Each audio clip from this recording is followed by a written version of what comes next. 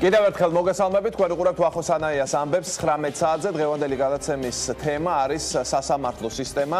თქვენ იცით საკონსტიტუციო სასამართლოს გარშემო მიმდინარე მოვლენები და ასევე საერთო სასამართლოებსაც შევეხებით. რამდენად დამოუკიდებელია დღეს სასამართლო აღმასრულებელი ან საკანონმდებლო ხელისუფლებისგან და ზოგადად გავლენებისგან. სწორედ ამ თემებზე ვისაუბრებ ჩვენ სტუმრებთან ერთად, ნონა ფილაური, ადვოკატი და თამთა შამათავა, ახალი საქართველოს წარმომადგენელი, რომლის პარტია დღეს გირჩთან და ახალ მემარჯვენეებთან ერთად ბლოკში გაერთიანდა. მოგესალმებით, დიდი მადლობა გადაცემაში სტუმრობისთვის.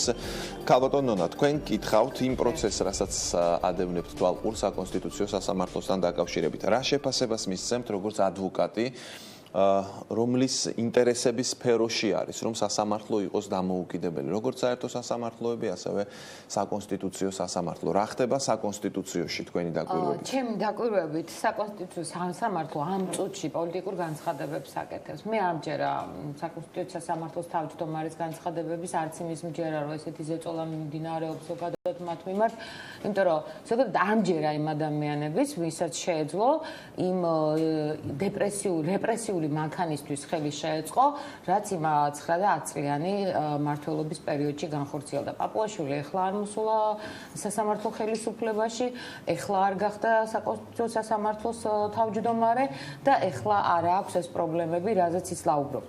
აი მას რომ მაშინ გაეკეთებინა ეს განცხადებები, რომ მე მაქვს ზეწოლა, მე მაგალითად ვერ ვიღებ კონსტიტუციურად, ანუ კონსტიტუციასთან ვერ მოდის ეს კანონი შესაბამისობაში და ამასთან დაკავშირებით არაერთხელ გაეკეთებინა განცხადება, მე ამასთან დაკავშირებით მექნებოდა აბსოლუტურად საღი მიდგომა, მაგრამ დღეს თუ მას მიეცა ამის საშუალება, რომ ის ამას ხმამაღლა აცხადებს, გამოდის, რომ საკონსტიტუციო სასამართლო ზეწოლისგან თავისუფალია და მას ამ განცხადებების გაკეთების საშუალება აქვს. მას ეს არ გაუკეთებია ადრე, იმ დროს, როდესაც მისი 9 წევრი, ხო ვიცით, რომ საკონსტიტუციო სასამართლოში 9 წევრია, ყველა სახელმწიფო შტოდან 9 წევრი იყო ერთი გუნდის ნაციონალური მოძრაობის, ასე ვთქვათ, პოლიტიკური ინტერესების გამტარებელი და მაშინ ხმას არ იღებდა, ეხლა მართლა თავისუფალი ყოფილა. 9 წევრი იყო ნაციონალური მოძრაობის გავლენის ქვეშ, ამბობთ თქვენ. ახლა როგორ არის მდგომარეობა თქვენი დაკვირვებით, როდესაც ნახეთ, რომ მოსამართლეთა ერთი ნაწილი და მეორე ნაწილი სხვადასხვა პოზიციებზე დგას თელ რიგ საკითხებთან. ზუსტად ამაში ვხედავ მე თავისუფლებას, კარგად გამიგეთ, ესე იგი მათ აქვთ არჩევანის თავისუფლება, მათ შეუძლიათ პოლიტიკური განცხადებებს აუბამ ხარი, ან შეუძლიათ თქვან სიმართლე რომ არა, ჩვენ ამას არ ვიზიარებთ. მე საერთო შეხედვით ვუყურებ ამ ყველაფერს, გარედან, შორიდან და აბსოლუტურად როგორც მოქალაქე დარწმუნებული ვარ იმაში, რომ აზრთა სხვადასხვაობა აუცილებლად საჭირო იყო მოსამართლეებს შორის და დღეს ეს არის. ქალბატონ თამთა, აი თქვენი შეფასება როგორია? ჩვენ გვაქვს გავლენებისგან თავისუფალი საკონსტიტუციო სასამართლო, თუ ჩვენ გვაქვს სასამართლო, სწორედ გავლენებისთვის მიდის პოლიტიკურ ძალებს შორის ბრძოლა და ამ პროცესმა, რასაც ჩვენ ახლა თვალყურს ვადევნებთ, შესაძლოა თუ არა, რომ საკონსტიტუციო სასამართლო ძალიან სერიოზულ კრიზისში შეიყვანოს? მოგესალმებით, მივესალმებ თქვენს მაყურებელს.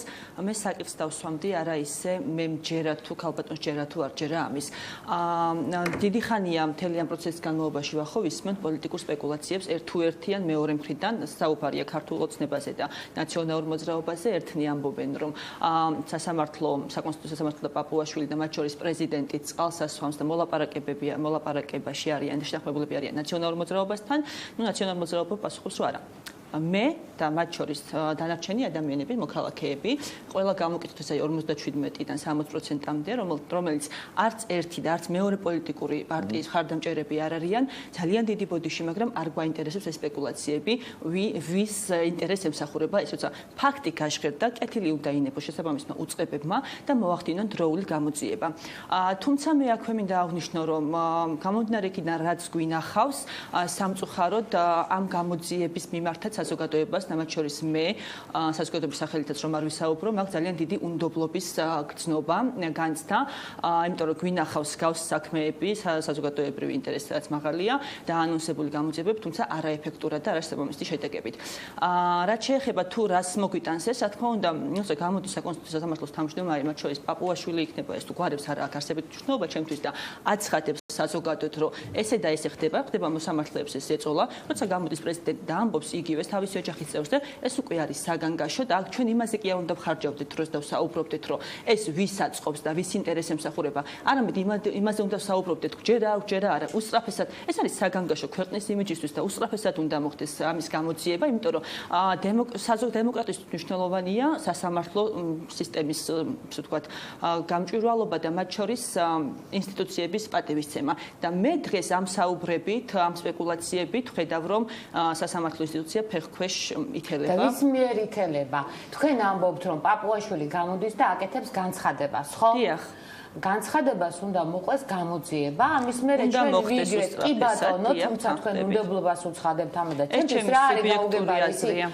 აქ ოცნება საერთოდ რა შუაშია. ხელისუფლებაში ქართული ოცნება აქ ალბატონო. გასაგებია, მაგრამ ვინც არ უნდა აკეთებდეს შამათავა თუ ქიბროწაშვილი, ვინც არ უნდა აკეთებდეს ხელისუფლება და შესაბამისი ორგანოები, ვალდებულები არიან, რომ მოახდინონ უსწრაფესი გამოძიება და ეს საზოგადოებისთვის იყოს ცნობილი, რომ დასრულდეს ეს პოლიტიკური სპეკულაციები, ვისი რა ინტერესი დგას ამის ხელისუფლების გარდა ვინ შეიძლება ქალბატონო ნონა ხელისუფლების გარდა ვინ შეიძლება და პროკურატურის გარდა ამ ყველაფერს წერტილი დაუსვას თუ არა მათ ხელისუფლების გარდა მე ვფიქრობ საზოგადოებას შეუძლია ეს ძალიან კარგად, თუნდაც იმითი, რომ იცით რა, აი ეს განცხადებები, რომელსაც აკეთებს საკონსტიტუციო სასამართლოს თავმჯდომარე და მე ამას მოყვება კიდე ახალი განცხადება თურმე ზოგიერთ მოსამართლე არ თანამშრომლობს გამოძიებასთან, იქ ახლა როგორ მოვთხოვ მე პროკურატურას, რომ კარგად გამოიძიე თუ არ გამოიძიე.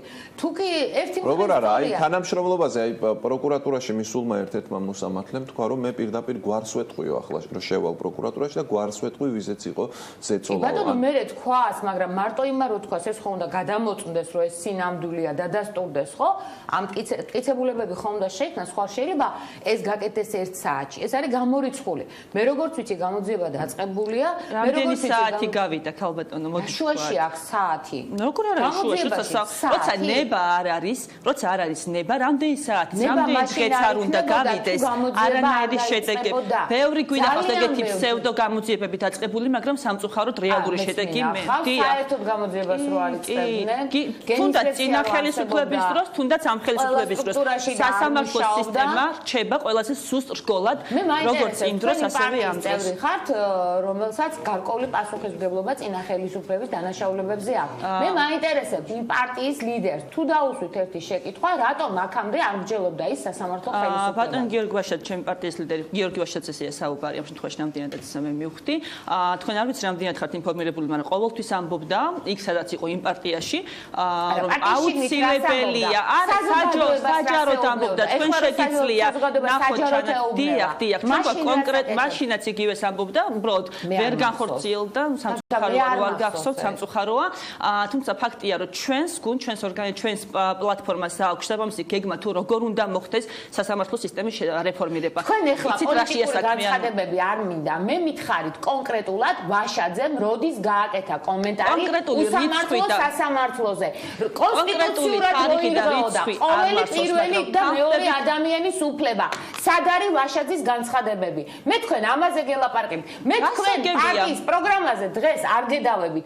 თქვენ გექნება ძალიან ლამაზად ქაღალდზე ჩამოყალიბებული პარტიის პროგრამა, რომელიც ან შესრულდება, რომ მოხვიდეთ ხელისუფლებაში. ქალბატონო, ამით რისით გმაგსურთ, რომ მაგალითად ქალბატონ თამთას არა მე თამთას პატივცემ, მე თამთასთან პრეტენზია არ აქვს. თამთას პიროვნულად არ ვამბობ, თქვათ ქალბატონ თამთას პარტიას არ აქვს უფლება ილაპარაკოს იმის შესახებ, არის თუ არა დღეს თავისუფალი სასამართლო? არა, მე ვამბობ იმას, თამთას აქვს ყველანაირი უფლება, ისევე როგორც მე და შეიძლება უფრო მეტიც, იმიტომ რომ ის ახალგაზრდაა, ჩემზე და ენერგიულია და პატივცემ. მე ვამბობ სხვა რამეს. პარტიაზე ვამბობ, თქვენ მისი ლიდერი ახსენეთ ამ შემთხვევაში. როგორც მინიმუმ, მე კიდე ვიძახი, ბოდიშს ვიხდი მასთან, მის ლიდერს, მისი პარტიის ლიდერს ბოდიში უნდა მოეხადა. აი სასამართლოსთვის, იმ სახელისუფლებო, ასე ვთქვათ, დანაშაულებებისთვის, მე მაგალითად ესე მინდა. ჩემ პარტიის ლიდერი პარტიის შიგნით ყოველთვის და არა მარტო შიგნით აცხადებდა და ცალსახად აფიქსირებდა თავის პოზიციას, რომელსაც შეიძლება ეთანხმებოდნენ, არ ეთანხმებოდნენ პარტიის სხვა ლიდერები, სწორედ იმიტომ, რომ მან ვერ მოახერხა და ვერ განახორციელა რაღაცა ბარიერების გამო ის, რაც უნდოდა რომ გაეკეთებინა, გიორგი ვაშაძემ დატოვა ნაციონალური მოძრაობა და ამას შეგიძლიათ კითხვა გიორგი ვაშაძეს დაუსვა დავუსვათ, რაც შეეხება ჩემს პოზიციას, მე გეტყვით, მე არ ყოფილვარ, მე ვარ დღეს ახალი საქართველოს წევრი და ამიტომ პასუხისგებლობას 9 წელს ვერ ავიღებ და დია ხდებოდა. გარიგე, მაგრამ ნამდვილად ხდებოდა.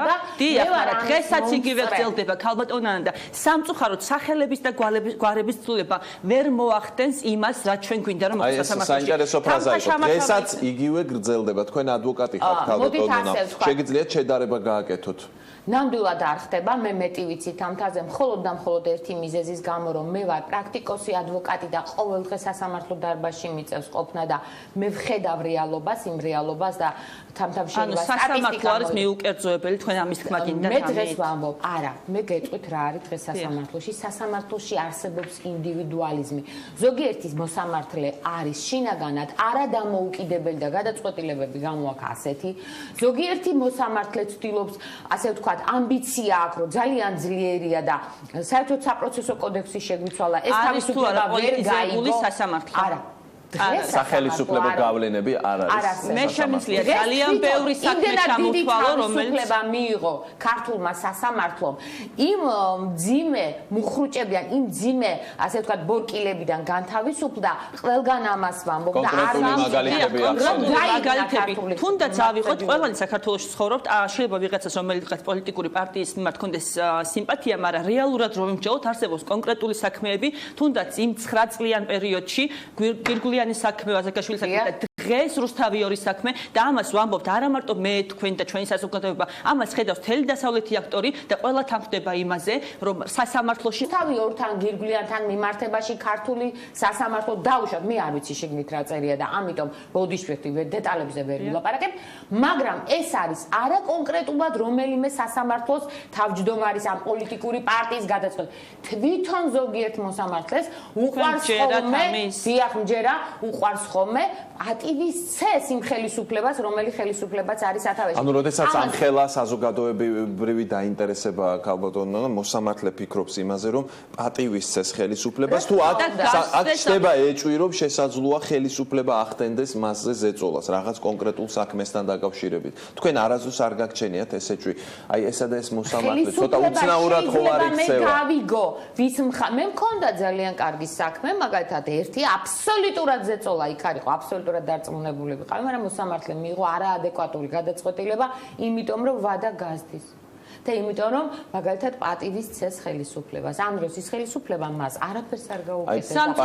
ეს გამამტყუნებელი უკანონო განაჩენი ხელში შეშება. პატივისცემა თუ ზეწოლა, რომ აქამდე მივედი. დიახ, სამწუხაროდ ყველა ხელისუფლებას, მათ შორის შეიძლება ჩვენ პარტიაშიც თუ ვიქნებით ხელისუფლებაში, ყოველთვის ექნება ცდუნება, თუ აქ მას ეს პერკეტი, რომ გააკონტროლოს სასამართლო სისტემა და მიაღებინოს მოსამართლეებს ის გადაწყვეტილება, რაც მათთვის არის სასურველი. ამიტომ უნდა შეიქმნას არავინ ამორჩეველმა ქართული ოცნება ჭკვიანურად მოექცა. ქართული ოცნება არ აკონტროლებს სასამართლოს, ის რო აკონტროლებდეს, აპუაშვილი არაფერზე გამოიცა. ქართული ოცნება სასამართლოს რო არ აკონტროლებს, ურთმელეთის გადაწყვეტილება, სააპელაციო სასამართლოების მოსამართლეების გადაწყვეტილება რუსთავიორის საქმის მიმართებაში. რუსთავიორის ხდება ეს არის მაგალითი. ეს ხდება ყოველგვარ. ჩვენ შიგნით არ ვიცით. ჩვენ ამ საქმეს ეს არის ღია და ყველა საქმე, რომელიც არ ვიცით სამართლებრივად რამდენად დასაკუთრებულია. ღია ეს პროცესი არის. ერთი საკითხი არის საინტერესო, აი ქალბატონი თამახსენა, რომ ყველა ხელისუფლება შეიძლება გაუჩნდეს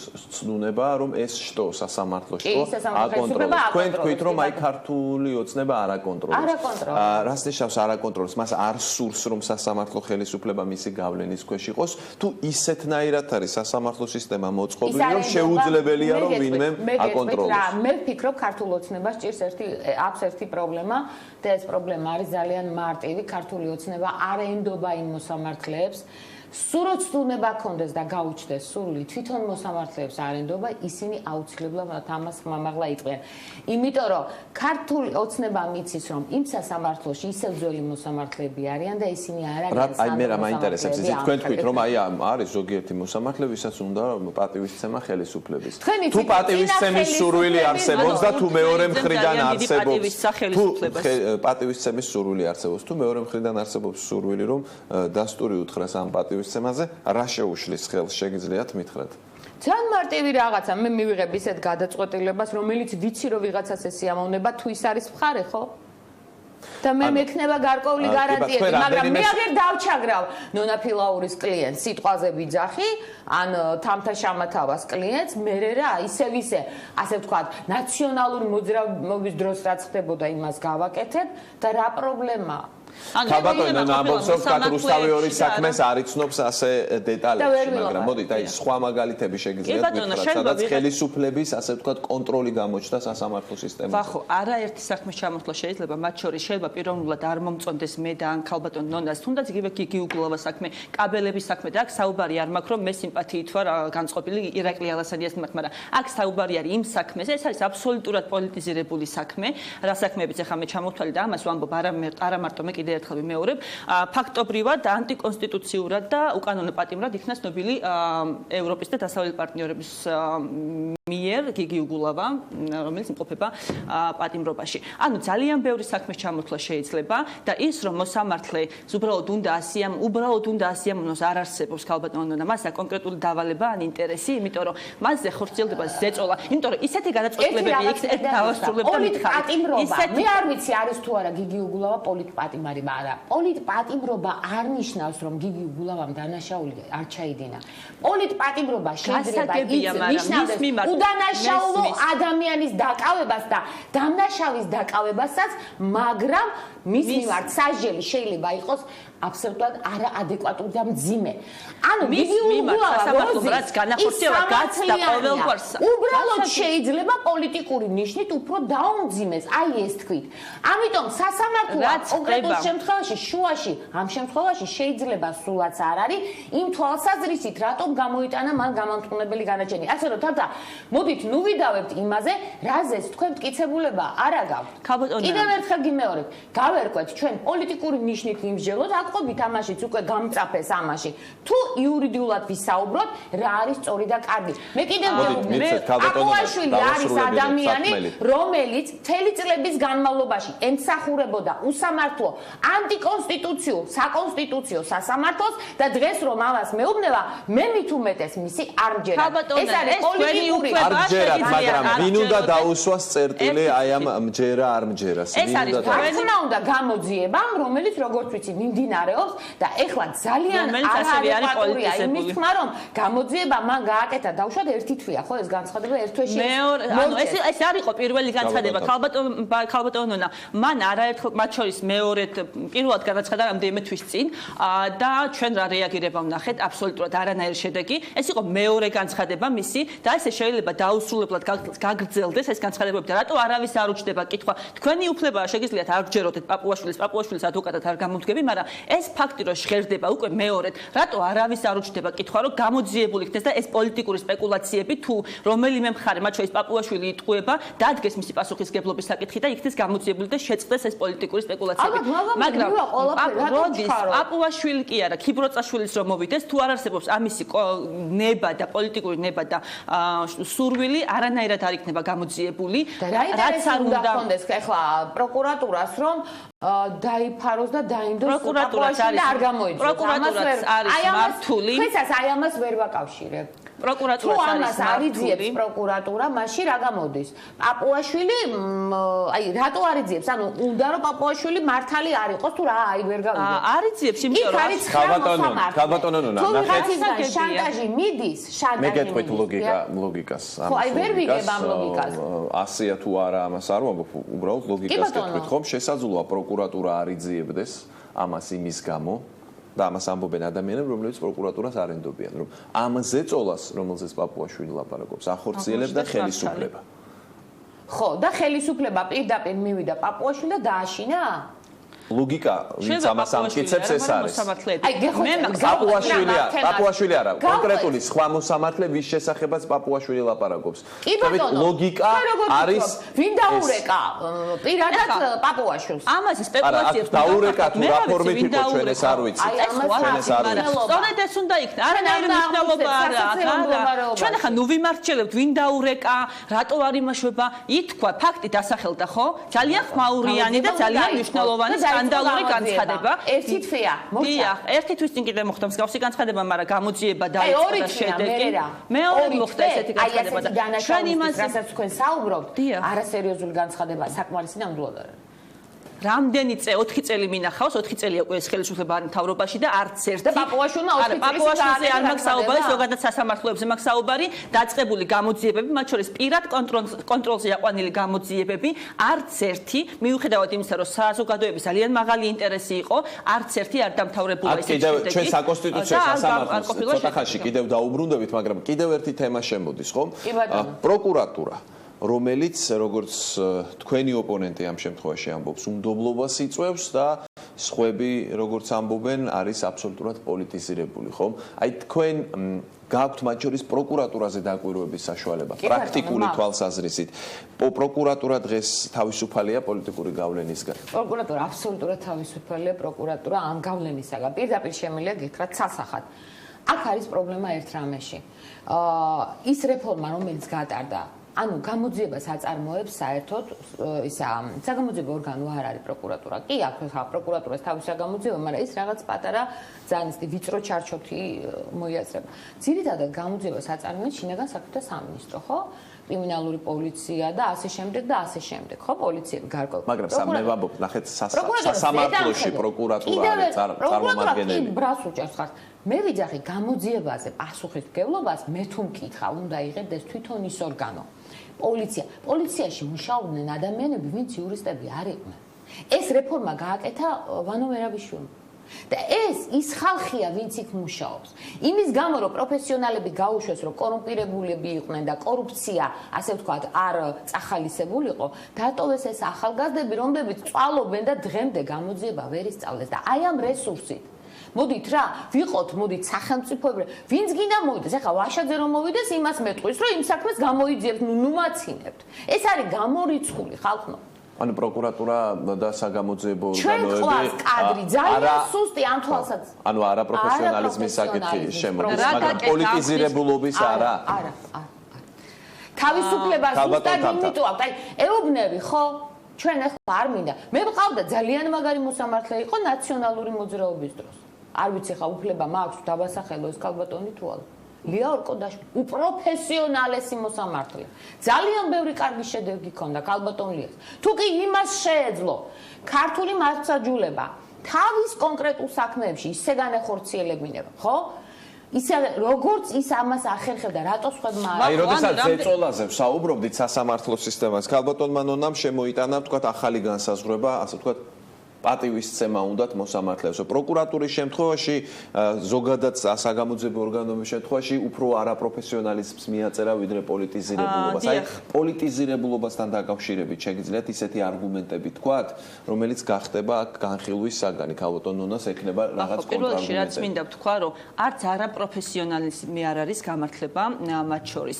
თუ არაპროფესიონალებით არის დაკომპლექტებული ეს ორგანოები, რა გააკეთეს, რა განხორციელდა, მაშინ ვიძახოთ როგორ შევცვალოთ და ველოდოთ წლების განმავლობაში ვინმე მესიას, რომელიც რაღაცა ჯადოსნური ჯოხით შეცვლის ამ ყველაფერს. ეს პრაქტიკას მოა, გენიცვალე.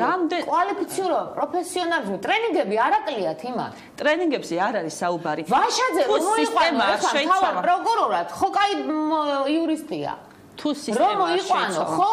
და ვინც არ უნდა შენობა არ ცვლის ფასადები გვარებიც არ ცვლის თუ არ იქნა რაღაცა ბერკეტები რომელიც ევოლუციური განვითარება სჭირდება. დიახ, რეფორმა, ინოვაციური რეფორმა, თუ არ იქნა რაღაცა ბერკეტი, რაც შეაჩერებს ნებისმიერ ხელისუფლებას, რომ სტუნებისგან ყოფილი მოსამართლებმა, რომლებმაც ეხლა გააგრძელეს მუშაობა, ის იგივე შეცვლილი იყო.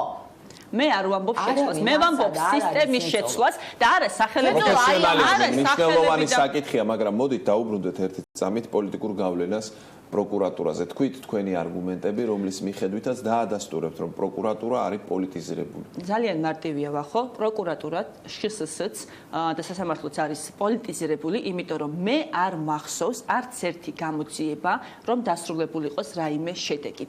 პროკურატურა იძიებს, პროკურატურა აკეთებს ისე, ახორციელებს თავის უფლებამოსილებას და ქმედებას, როგორც უნდა იმ დროს ხელისუფლებაში მყოფ პარტიას და კონკრეტულ ადამიანებს. ანუ ეს ყველაფერი არის ერთმანეთთან ბმაში.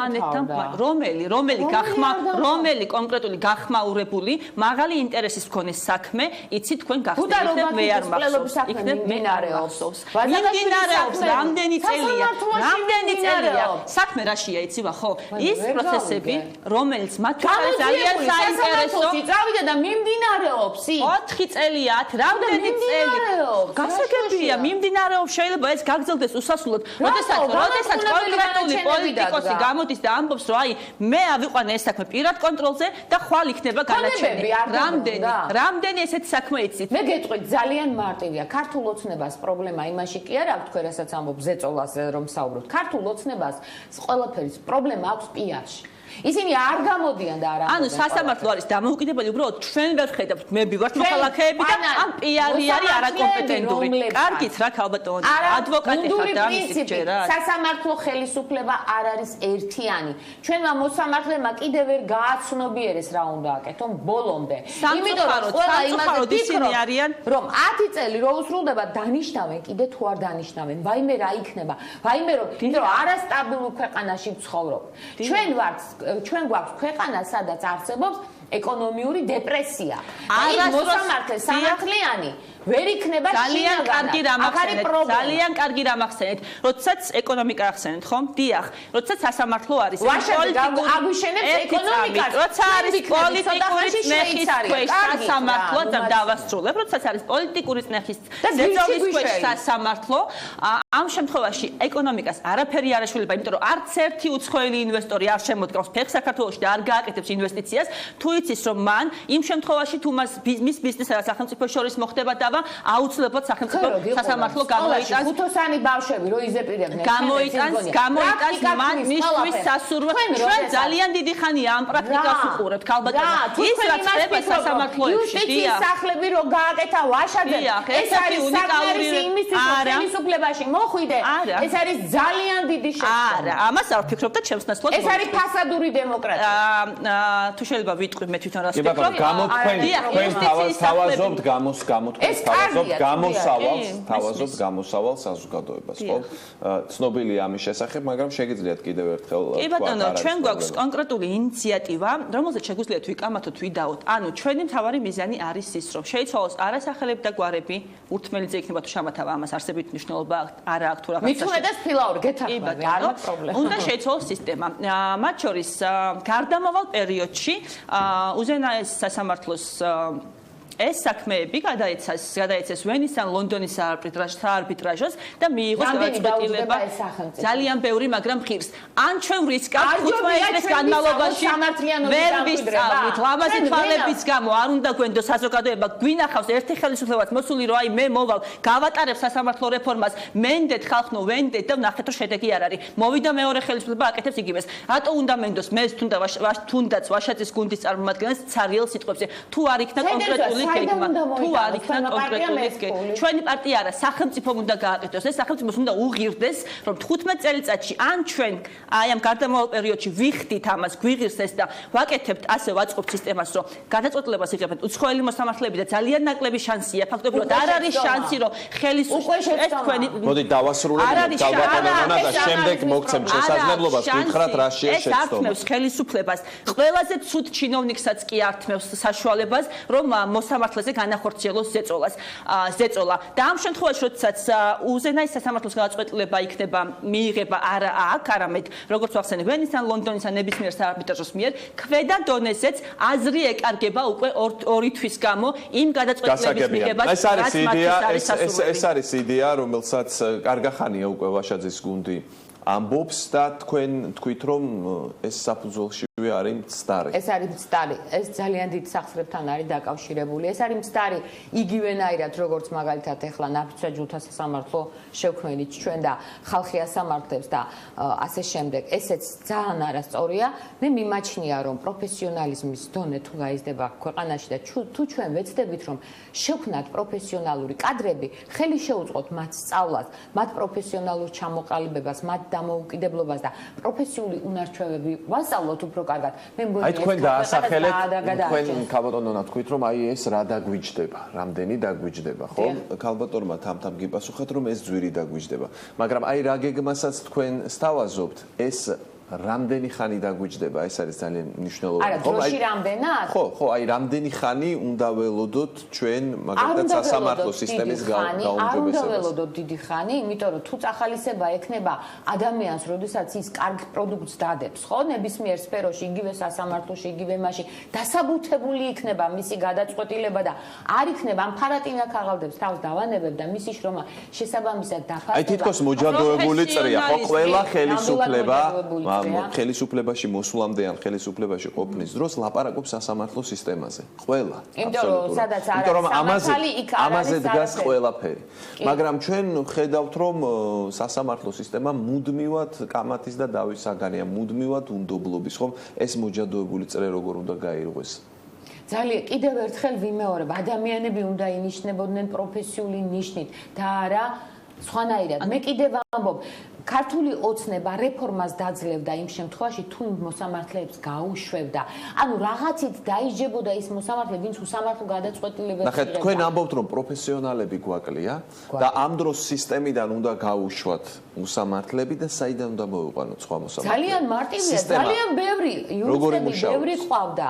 ჩვენ შეგვეძლო ბევრი მოსამართლე გაგვეშვა, ყველა არა. მე კიდევ დავასახელე, ბევრი მოსამართლე შემიძლია დავასახელო, ვისაც წინა ხელისუფლებაში სერიოზულად კარგი რა ფორმით უნდა გაეშვა? ხელისუფლებას როგორ უნდა გაეშვა? პოლიტიკოსები იყვნენ და პროგრამა ქონდა. ხო, მაგრამ ნახეთ, აქ ლაპარაკია იმაზე, რომ სასამართლოშტო არის დამოუკიდებელი. ანუ ეს ნიშნავს იმას, რომ თავად უნდა იღებდეს გადაწყვეტილებებს, ხო? ვინ იმუშავებს იმ სისტემაში, ვინ არ იმუშავებს. არის კი ეს სტრუქტურა საერთოდ ისე მოწყობილი, რომ შეძლოს ამ სისტემამ თავისით მუშაობა და თავისით მოახდინოს, თქვათ, ასეთი რეფორმები. თუ აუცილებელია რომ მაინც რაღაც პოლიტიკური გადაწყვეტილებები იქნას. მე ვფიქრობ იმას, რომ აი შეჯიბრობითობის პრინციპი, რომ ზოგიერთმა მოსამართლემ კაი გადაწყვეტილება მიიღო და რაღაცით ეს შეიძლებოდა რაღაცა ეფექტი მოგვეხდინა ამაზე, გარკვეულწილად ყველას წაახალისებდა, იგივე კაი გამომძიებელს წაახალისებდა, იგივე დაუშვათ კაი პროკურორს წაახალისებდა. აი ეს წახალისების ინსტიტუტი რო ამუშავებული იყო, ჩვენ სერიოზულ შედეგამდე მივდიოდით. და რაც შეეხება ახლა უცხოელი მე არ ვიცი, მე ესე ვფიქრობ. გასაგებია რეკლამა უნდა გქონდეს, რეკლამის შემდეგ მოგცემთ სიტყვას აუცილებლად, რამდენიმე წუთში დავბრუნდებით.